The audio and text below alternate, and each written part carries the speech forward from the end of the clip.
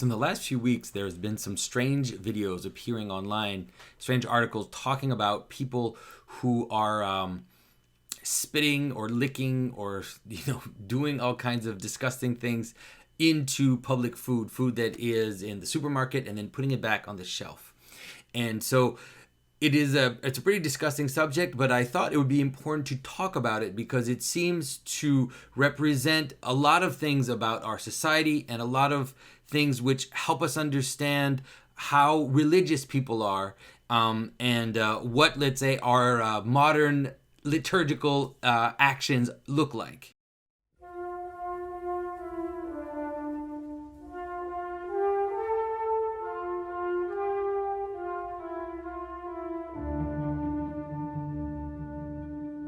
This is Jonathan Pageau. Welcome to the Symbolic World.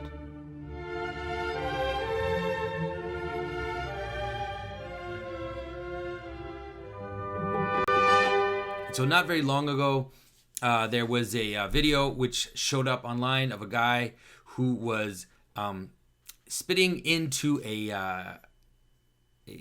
some tea, iced tea, and then putting it back on the shelf. And this was just one more video among several videos where we could see people licking ice cream, putting it back on the shelf.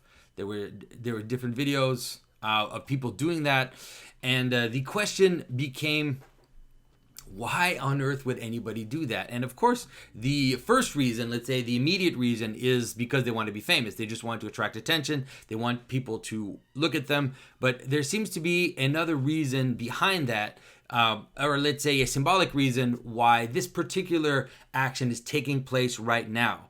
And so what is going on here? Now, one of the things I've been telling you guys about for quite a while now is the question about the symbolism of the edge and the symbolism of what it means to come to the end of identities. When identities come to their fringe, what does that look like? And one of the things it looks like is mixture, where two identities are mixing together, or there's confusion of identities, or there's confusion of integrity, we could call it.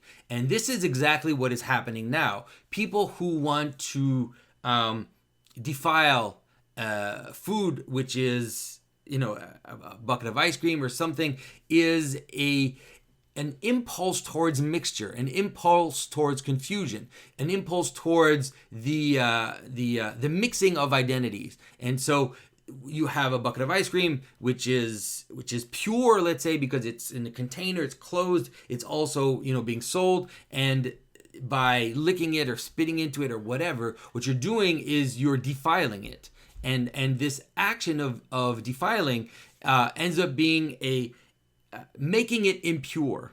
And you would wonder, why would anybody do that? But that is exactly what the fringe looks like. That is exactly what the edge looks like. We have a mixture of, a blending of gender identities, a blending of different cultural groups. All these things are happening on the edge. And so one of the things I try to help people understand is that the way the human person functions, we function through analogies, we function through meaning, and so we can't help for these meanings to bleed out into other phenomena. And so if on the one hand we encourage, let's say something like multiculturalism, on the one hand, the value behind that will also, let's say, leak out onto other phenomena. And this idea of wanting to make something impure, or wanting to destroy its integrity, is almost like a ritual version of it. And what we're seeing by people doing this publicly and filming themselves, putting it online, is a mockery, or a kind of you could call it a caricature of a magic action, or a ritual action, or a kind of curse or blessing, a way to affect the world, because what it's doing is it's actually affecting the world. Now, when you watch a video like that of someone who is who's doing that, what it's doing is it's not only is it breaking the integrity of the actual object that they're interacting with, but it's also breaking the integrity of our actual trust in the manner in which society works. Because now the question that is going to be asked is, has anybody else done this in the supermarket. And so I've tried to explain this before, but you can actually see it happening in in this action, is that when you start to confuse, this type of mixture, this type of confusion of identity, like I've said so many times, it is inevitable that it will exist on the margins of society. On the margin of societies, on the margin of yourself, on the margins of anything, there is a place where identities start to mix, where there's exceptions, where there's inversions, where all of this is going to happen. It's just an inevitable aspect of an ontological hierarchy, of a hierarchy of being. Now, the problem happens when we make that fringe into a value, or we try to bring that fringe into the center. Then we can see we can see what it can do, and here we can actually see what it can do, because not only does it represent the let's say confusion of identities, what it's also doing is it's creating a social breakdown. It is announcing a social breakdown where the implicit rules in which we function as a society, all holding to the same ideals, is now being put into question, because we usually trust. We realize to what extent our whole society is based on trust, and based on this trust that we all share certain values in common. But when such actions are shown, in public, what it's doing is that it's undermining the trust that we have in the fact that we actually do hold these same values. The idea that someone could do that, all of a sudden you're wondering, well, if I go to a restaurant, if I go to a store, any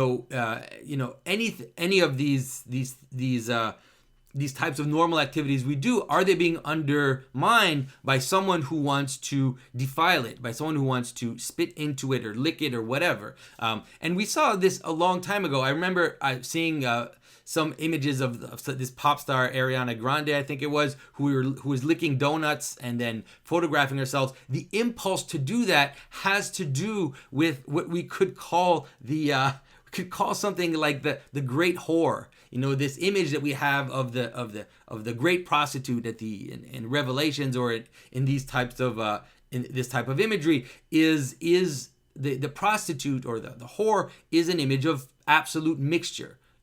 The idea that there is no purity in the whore. And so for, let's say, a pop star like Ariana Grande, who has embodied that type of imagery, it is not surprising that she would engage in such behavior. And if you look at also the kind of people that are doing this, not in all the videos, but in some of the videos, the type of people that are doing this, spitting into mouthwash or licking the ice cream, you will see that some of them seem to embody that fringe, seem to embody that confusion of identity as well. And so it seems that is not surprising at all. We saw another version of this in a video of a person who is licking a toilet seat in an airplane, and everybody was surprised and everything. But that's not surprising. That is the ultimate image of the great whore. The idea of licking the toilet seat. That is wanting to all the world, all the residue, all the everything you want to bring into yourself, or you want to put yourself into everything. So it could be one way or the other. The symbolism ends up being the same. You can't tolerate purity. You can't tolerate even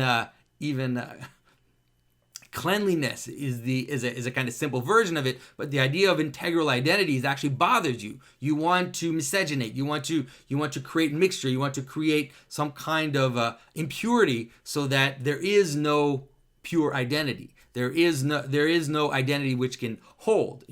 And so it's interesting to see that this is happening. And I think that if you look at some of what happens in these articles, it's very fascinating, because you can see that the reaction is the opposite. And so, although a society usually is based on trust, when these types of things start to come from the fringe and move into the common space, then the reaction is you're going to create more protection. You're going to create a lockdown. You saw these images of policemen standing in front of ice cream containers, and then you saw people locking down the freezers, so that you have to actually go get help in order to access the food. And so it's important to understand that the human person has to exist in a certain balance between identity and potential or confusion or let's say exploration. Once you push too hard in one direction, the result can never be a total collapse in one direction. The result will end up being this pendulum which swings. And so the further people push in the direction of confusion and polluting and breaking down identities, the pendulum will also swing the other side, where there's going to be a clamp down on identities, a clamp down on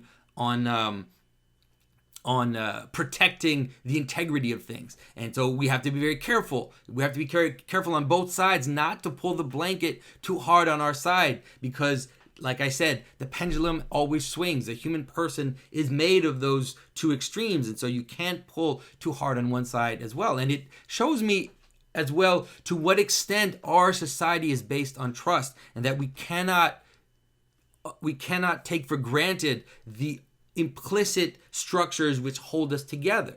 It reminds me very much of a story of a moment when I was in Congo. And in Congo, you could really feel like it was a society that is always on the verge of breaking down, that is always on the verge of erupting into a kind of civil conflict, or a conflict between the different tribes and everything. And I was really struck one day by my professor, the person who was teaching me the local language in Congo, Lingala. He mentioned something to me. He said, when you go to someone's house, it is very, you can give them a Coke or some kind of a drink, and that's extremely polite, but people will never offer you water. And if you drink water at someone's house, you can only drink water at someone's house that is extremely, extremely close to you. That you would never offer water to people, or you would never ask for water in someone's house, even of a friend that's just let's say, that's not your very, very immediate family, because there is this lack of trust. There is this lack of basic understanding of what it means to ask for a glass of water. And so you get a closed Coke bottle that you open yourself, because now you know what has happened to this bottle. You know that no one has done anything to it, or that it wasn't taken from a polluted source, or that it wasn't, nothing was done to what you are getting. And so I really do think that that's something that is worth thinking about, and always remembering to what extent our society holds on faith, holds on these implicit, hidden things that we all trust, that we have in common. And to watch how, as we move further and further out into the fringe, how we're seeing these bonds fray, but we're also going to see the other side, which is the clampdown. So I hope this was helpful to understand this strange phenomena that we've been seeing, and I will see you soon. If you enjoy the Symbolic World content, there's a lot of things you can do to help us out. If you're not subscribed, please do. Go ahead and share this to all your friends if you can. Get involved in the discussion. We have a Facebook group in which people can talk about these subjects. I will put all those links in the description. And also, if you can, please support us financially by going to my website, www.thesymbolicworld.com/support. And I also have a Patreon and a Subscribe Star. So thanks again, and I will see you soon.